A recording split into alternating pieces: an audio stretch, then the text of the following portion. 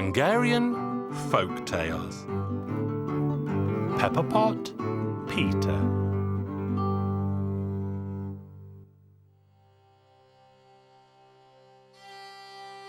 Once upon a time, there lived a king who lived in doleful sorrow because he had a daughter who limped. His daughter wept and cried day and night because if someone came to court her, they up and left straight away. The king was afraid that his only daughter would spinster her life away, and so he sent the word across his kingdom that whoever could cure his daughter would live in wealth until the day he died. Now so many swarmed to the castle that the doorknob always had a hand on it, but the king's daughter still limped. Pepperpot Peter also went to try his luck. They called him Pepperpot Peter because he was really very little. So off went Peter and went on his way until he came upon a poor woman who was carrying a heavy load of wood. "Let me help you, old lady. I'll carry this," said Peter. And while the old woman was trying to thank him, he had already stacked the wood for her. "What brings you to this distant land?" asked the old woman just when Peter was bidding her farewell. "I'm off to cure the limping daughter of the king." "Well, fine it is that you met with me, because only I know what the cure is. But it's not easy to get hold of." "Well, tell me which way I have to go." "Listen carefully, son. On the summit of the glass mountain, there's a little lamb, and around its neck, there's a golden bell. If you can ring that bell 3 times under the girl's window, then you are sure to cure her. And how can I find my way there?" "Only with the magic horse of the king of the giants. And no one has ever been able to get it out of its stable." Pepperpot Peter thanked her for her directions, and off he went without stopping until he came to the castle of the king of the giants. Under the gate was a hole, and through he went, straight to the stables. He tried to untie the magic horse. The horse let out such a whinny that the king of the giants fell out of his chair. For lest I forget, the king was at his dinner. Well then, off he ran straight to the table. Peter, in his great fear, turned into a flea and hid in the manger. When the king of the giants left, Peter climbed out again to untie the tether of the magic horse. Again the horse let out a whinny, this time so loud that the king hit his head against the wall, and off he ran to the stables without pause for thought. Once again he saw not a soul because Peter turned into a flea and hid in the manger. The king gave the horse a good whack. Why should it be whinnying when no one was hurting it? At his 3rd try, Peter managed to untie the horse. In vain it whinnied. The king didn't go to the stable. When Peter got through the castle gate with the magic horse, it whinnied so loudly that the walls of the 3 bastions trembled. The king came out in a rage and saw that his horse had been stolen. He jumped on the back of a tomcat and off he went after Peter. Peter was very pleased with the horse. The moment he set his spurs to it, the horse flew to the glass mountain. There he saw the little lamb with the golden bell dancing in the silken meadow. He went up to the lamb, but when he tried to take the bell off the lamb's neck, an angry little devil popped out of the ground. "I've been waiting for you, you good-for-nothing," he told Peter, shook him fiercely, and ordered him to make a barrel in the woods.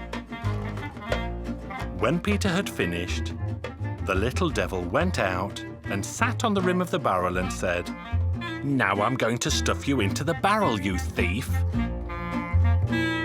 Peter saw that this was no joke and suddenly turned into a bee and stung the little so hard on the finger that it fell backwards into the barrel. Peter quickly put the lid onto the barrel, leaving a tiny hole so the little devil wouldn't suffocate.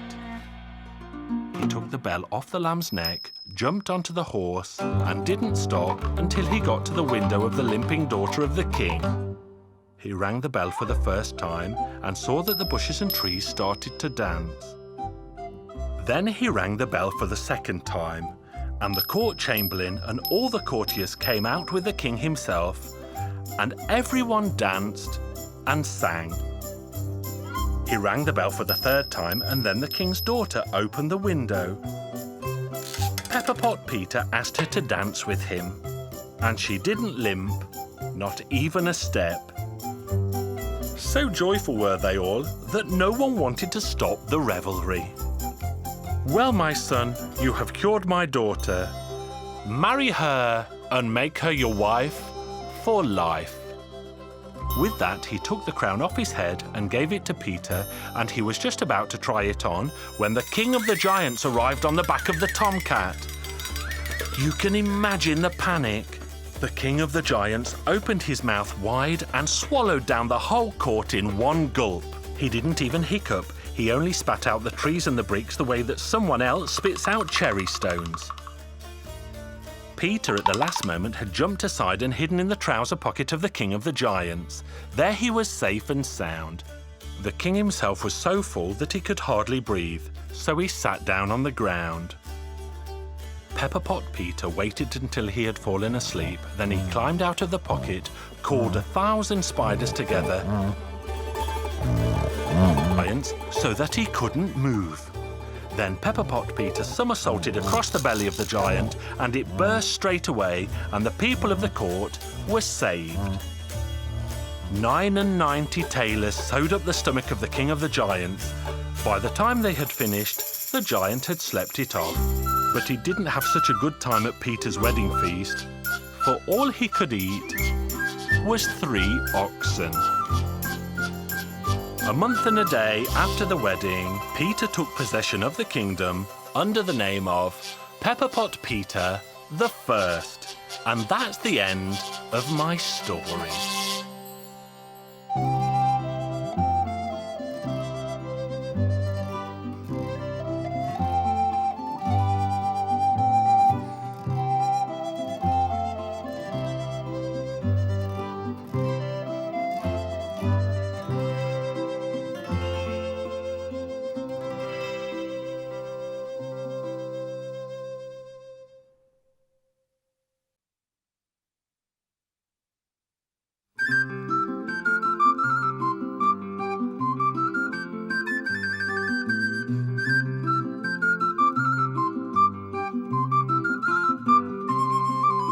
Hungarian Folk Tales. The Lazy Boy.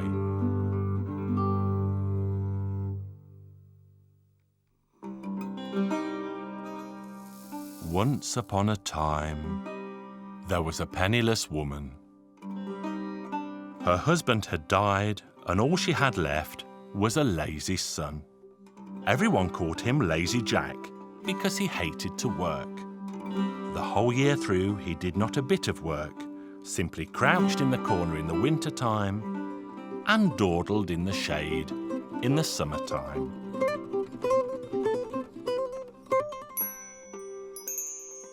One day the poor woman said to him, "Dear son of mine, bring me a can of water from the mighty river so that I can wash your filthy shirts and trousers." The lad merely shrugged his shoulders. "I would gladly go if I weren't so very lazy." But the poor woman continued to plead. "Come, my dear boy, if you go, fetch me some water so that I can wash. What will the world say? That I dress you in a dirty shirt and dirty trousers?" And she kept pestering him until finally he grabbed a can and plodded along to the river. He dipped the can into the water and was bringing it home. Well, as it so happens, a little fish in the can began to speak. "Listen, boy, set me free. Please pour me back into the mighty river." The boy replied, "I would gladly pour you back, but I am too lazy to go back to the river." But the tiny fish beseeched him, and finally the lazy boy turned back and poured the little fish back into the water. Again the fish spoke. "Thank you for your good deed, but I would like to repay your kindness. If ever there is anything you wish, simply say, 'Fish, fish, little fish, come grant me my wish.'" And no sooner had he spoken than he disappeared into the waters of the river. Lazy Jack took the water home. and barely had he put down the can when he put his hand on his belly and exclaimed, "Mother, I'm hungry." "If you are hungry, son, go where you might find something to eat." Suddenly Jack remembered the tiny fish and the promise it had made. "Fish, fish, little fish, come grant me my wish, wine, meat and bread, a sumptuous dish." Hardly had he uttered the words when the table was creaking beneath the weight of food. Jack and his mother both ate their fill and were barely able to stand up from the bench. The poor woman began to do the washing up, and Jack lay down in a cool spot behind the house.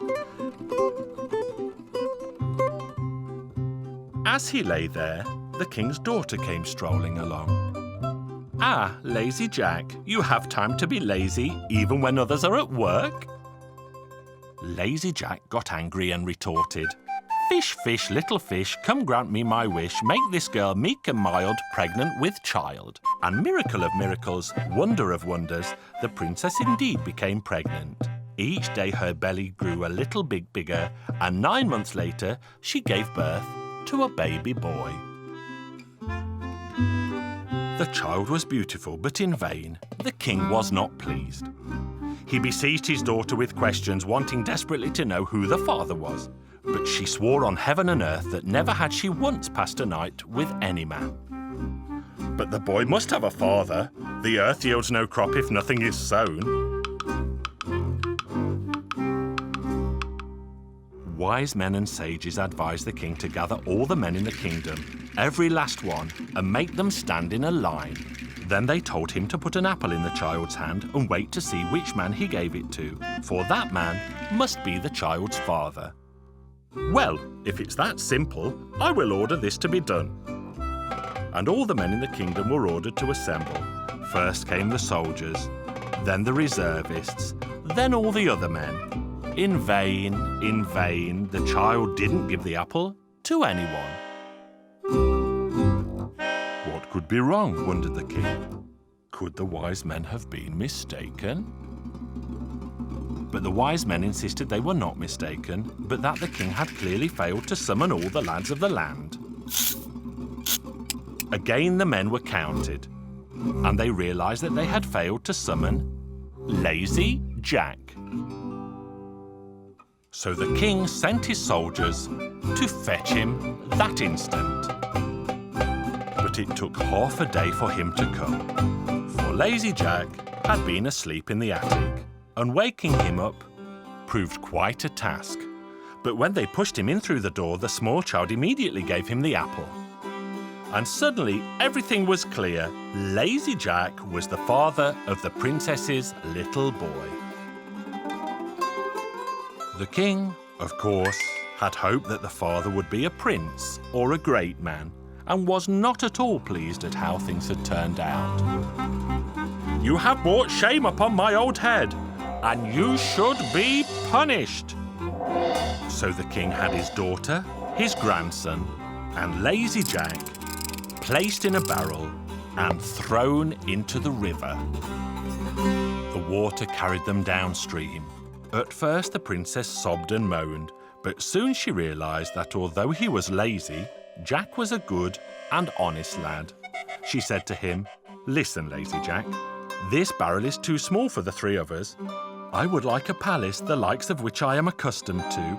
Do something to get us out of this barrel." "I would gladly do something," said Lazy Jack, "but I am simply too lazy." But the princess continued to beseech him, and soon Jack grew tired of listening. "Fish, fish, little fish, come grant me my wish, a palace tall with towering walls." He had barely finished his thought when the waters of the river suddenly threw the barrel to the banks, where it broke into pieces. Then they found themselves before the gates of a beautiful palace. "Oh, how beautiful," said the princess. "This must be our palace." It was indeed their palace, thanks to the tiny fish and his magic. They made it their home and lived together happily. Lazy Jack slept so much that unless the princess had woken him up, he might very well have grown roots. And that's the end of my tale about Lazy Jack.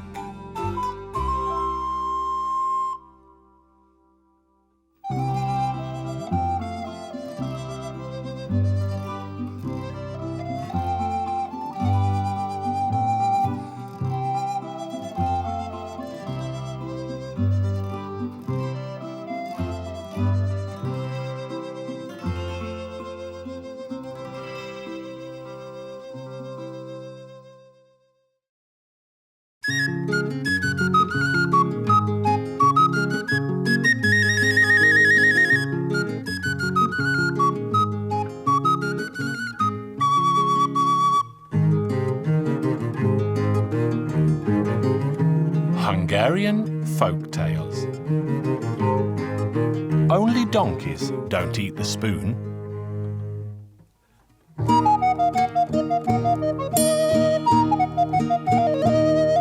Once upon a time, beyond the snowy Alps, in the cradle of the Carpathian Mountains, lay the land of Hungary, and there lived a king called Matthias.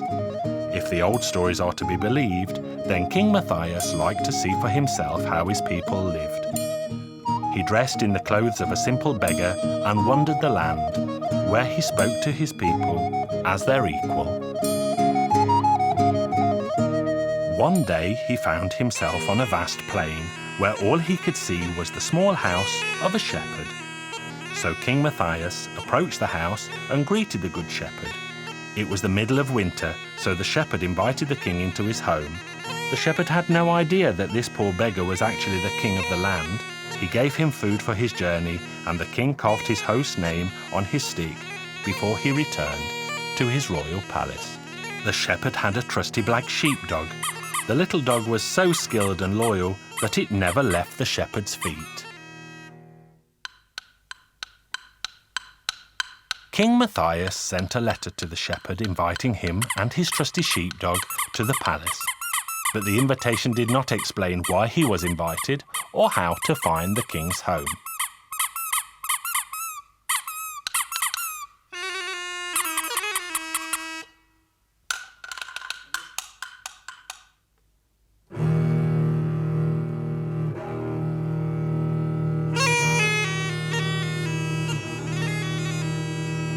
So the shepherd made himself look smart, took his crook in his hand, and set off for the king's royal palace, with his sheepdog by his side.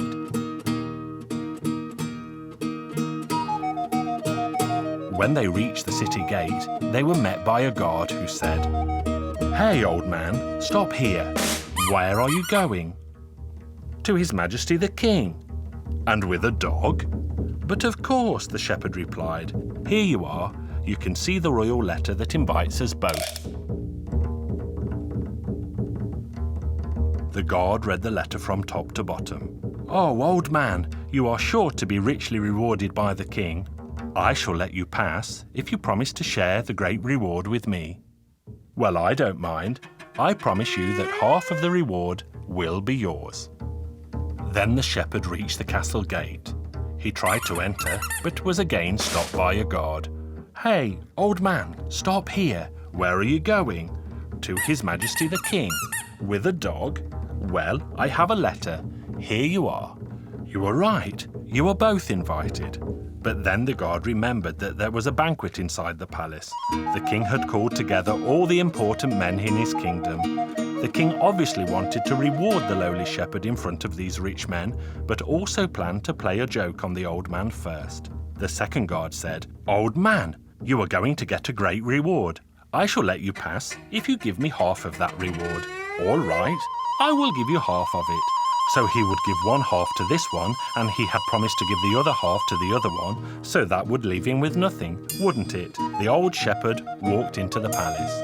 The king and his courtiers were already seated around the large table. The servants had set places for them all with a bowl, spoon, knife and a fork in front of everyone except the shepherd, who had been given no spoon. The soup was served and everyone helped himself. The first, of course, was His Majesty King Matthias, who raised his spoon and said, "Dear sirs, only donkeys don't eat soup." Everyone took his spoon.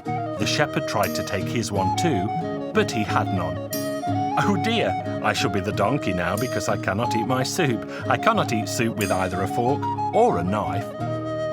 But this was not the first time that a poor man had to eat soup without a spoon. The old shepherd simply cut the end off his bread and hollowed it out. The crispy crust made the perfect spoon for eating soup, and he sat and ate every last drop, watched by all the important guests and the king.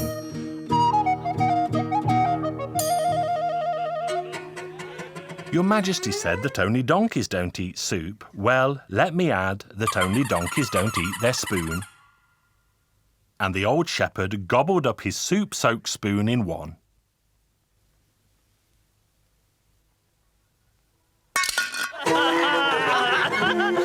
banquet eventually ended and the time came for the king to hand out rewards. And you will never believe what the old shepherd asked for. "Your Majesty, I would like 50 strokes of the stick." "Shepherd, I haven't invited you to beat you 50 times with a stick. I wanted to play a practical joke on you, but you played the joke on me. Therefore, you deserve more than 50 strokes. Tell me now what I owe you."